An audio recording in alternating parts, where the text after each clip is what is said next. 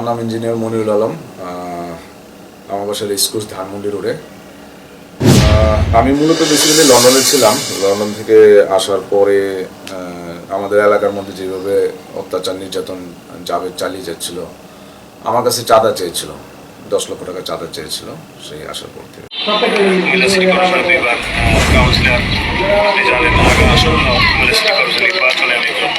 প্রার্থী গত 2টি নির্বাচনে আমার এই এলাকার জনগণ 3 নং ওয়ার্ডের জনগণ 2বার বিপুল ভোটের ব্যবধান আমাকে কাউন্সিলর হিসেবে নির্বাচিত করেছে। নতুন একটা রাজনৈতিক দল, কারণ মানুষও বিরক্ত হয়ে গেছে, না বিএনপি না আওয়ামী লীগ কারোই আর চাচ্ছে না। মানুষ চাচ্ছে যে নতুন কিছু আসুক, নতুন কিছু হোক। এবং যেভাবে তারা হাল ধরেছে, এই হাল ধরাটা যেন অব্যাহত থাকে এবং নতুন নেতৃত্ব যেন আসে, এটাই আমি চাই। সে তখন কাউন্সিলর, তো আমাকে মারার জন্য। তো আমার বাবা তখন ছিল, বাড়িতে ছিল, দেখে বাসায় এসে ওকে বাপ চান সোনা ডেকে ওকে নিবৃত করে আমার গায়ে হাত তোলা থেকে।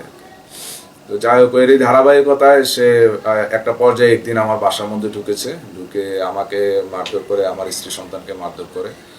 এবং আমার মধ্যে দেখে এরকম জাবেদ নাহিদের কাছে ঢিল মেরেছে, নাহিদ শামীমের কাছে ঢিল মেরেছে, শামীম আমার বাচ্চাটাকে নিয়ে দৌড় দিয়ে চলে গেছে। তো এই ধরনের একটা বাংলা ছবি স্টাইলে এইরকম ধরনের একটা অত্যাচার আমার সাথে হয়েছিল। সো পরবর্তীতে আমি সিসি ক্যামেরা ফুটেজ, তারা যে অত্যাচার নির্যাতন করেছে এগুলো চলে যাওয়ার পরে আমি সিসি ক্যামেরা ফুটেজ নিয়ে আমি বিজ্ঞ আদালতে একটা মামলা দায়ের করি। হ্যাঁ, দ্রুত বিচার আদালতে মামলা দায়ের করি। ওই মামলায় 1 নম্বর আসামি ছিল সরকার মাহমুদ জাবেদ, কাউন্সিলর। তো পর্যায়ক্রমে ওর নামটা প্রথমে চার্জশিটে ঢুকাতে চায় না পুলিশ, তো পরবর্তীতে একটা পর্যায়ে চার্জশিটে ঢুকিয়েছে। তো চার্জশিটভুক্ত আসামি হওয়াতে তো সিটি কর্পোরেশন আইন 2009-এর 12-1 অনুচ্ছেদের ধারা 13 মূলে যদি কোনো রানিং জনপ্রতিনিধি কোনো ফৌজদারি মামলায় চার্জশিটভুক্ত হয় এবং ওই চার্জশিট যদি আদালত কর্তৃক গৃহীত হয়, তাহলে তাকে বরখাস্ত করতে হবে, এরকম আইনের একটা সুস্পষ্ট বিধান আছে। তো ওই আইন অনুযায়ী আমি একটা পরবর্তীতে আবেদন করেছিলাম যে স্থানীয় সরকার মন্ত্রণালয়ের সচিব মহোদয় বরাবর।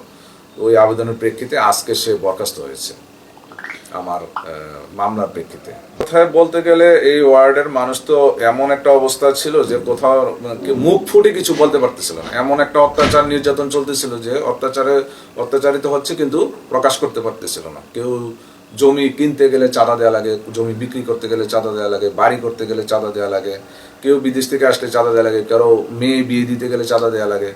এরকম ধরনের একটা অরাজকতা পরিস্থিতি চলতেছিল বাংলাদেশ, আমাদের এই 3 নং ওয়ার্ডে। বাংলাদেশের কথা তো আপনারা জানেন, 3 নং ওয়ার্ডে জাবেদের দ্বারা এটা চলতেছিল। তো পরবর্তীতে কেউ প্রতিবাদও করে না। তো আমার সাথে যখন এই ধরনের ঘটনাটা ঘটেছে, আমি তখন এটা জোরালো ভূমিকা রাখছি এবং প্রতিবাদ করেছি যে না, এটা আর হতে দেওয়া যায় না, এবং আইনগত পদক্ষেপ নিয়েছি। কেউ তার বিরুদ্ধে কখনো মামলাও দেয়নি।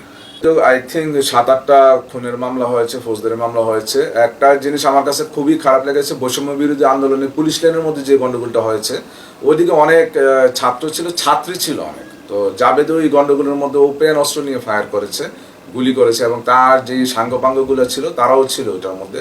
এর মধ্যে একটা ছেলের নাম ছিল কায়ুম, যে কিনা মেয়েদেরকে মারতেছিল প্রচণ্ড রকমভাবে। ওইটা পরবর্তীতে ভিডিও ফুটেজ প্লাস নিউজ হয়েছে, ভাইরাল হয়েছে। ওর বাসা আবার এদিকে আমাদের বাসার কাছেই। তো যাই হয়েছে আসলে খুবই খারাপ হয়েছে, এটা অপ্রত্যাশিত, এবং যাই হয়েছে এখন প্রেক্ষাপট পরিবর্তনের মাধ্যমে মানুষ এখন ন্যায় বিচার পাবে। এতদিন যারা ন্যায় বিচার পায় না, এখন ন্যায় বিচার পাবে বলে আমাদের শান্তিভাবে বাঁচার জন্যে কোনো ধরনের কারো ভয়ে ঘর থেকে বেরোতে হবে, ভয় নিয়ে ঘরের মধ্যে ঢুকতে হবে, এই ভয়টা আর মানুষের চায় না। মানুষ একজন জনপ্রতিনিধি চায়, যে কিনা সুখে দুঃখে মানুষের পাশে থাকবে, কোনো অত্যাচার নির্যাতন করবে না এবং কোনো চাঁদাবাজি করবে না। বিগত বছরগুলোতে যেভাবে চলে আসছে এইগুলো থেকে পরিত্রাণ চায়, যে ফ্যাসিস্ট সরকার বা যেটাই বলেন বর্তমানে যেভাবে চলতেছিল, এটা থেকে মানুষ পরিত্রাণ চায় এবং আমূল একটা পরিবর্তন মানুষ প্রত্যাশা করতেছে, এবং আমাদের 3 নং ওয়ার্ডবাসী তাই প্রত্যাশা করতেছে। আর সবচেয়ে বেশি আমাদের 3 নং ওয়ার্ডবাসী চাঁদাবাজির দ্বারা আক্রান্ত খুব, চাঁদা দিতেই হবে এমন একটা অবস্থা। একটা পান দোকানদারও যদি হয়, একটা রাস্তা ফেরিওয়ালা হলেও জাবেদকে চাঁদা দিতে হতো। এটা থেকে মানুষ পরিত্রাণ চায়। অনেকেই আছে বেসিক্যালি জাবেদের ছত্র ছায়ায়, তারাও ভাগ বাটোয়ারা করে এই চাঁদাবাজিটা করতো। তো এইগুলো থেকে মানুষ এখন পরিত্রাণ চায়। চলে আসতেছিল বিগত ৭১-এর পরবর্তীতে, দেশ স্বাধীন হওয়ার পরবর্তীতে, ওই প্যাটার্নটা যেন আর না ফিরে আসে, ওই প্যাটার্নটা যেন আর না থাকে। নতুন কিছু, নতুন আঙ্গিকে যেন আমাদের দেশটা পরিচালিত হয়, এটাই আমার প্রত্যাশা ডক্টর ইউনূসের কাছে। যেভাবে দেশ পরিচালনা করতেছে, খুবই তারা, যদিও তারা নবীন, বাট তাদের যে দক্ষতা বিগত ১ মাসে আমি দেখেছি, তারা ধরে রাখতে পারবে এই দক্ষতা। এবং আমার মনে হয় যে ছাত্রদের নেতৃত্বে আরেকটা রাজনৈতিক দল গঠন করে যদি তারা রাজনীতিতে আসে, এটা আমার দৃষ্টিতে এটা ভালো হবে, এবং নতুন একটা রাজনৈতিক দল। কারণ মানুষও বিরক্ত হয়ে গেছে, না বিএনপি না আওয়ামী লীগ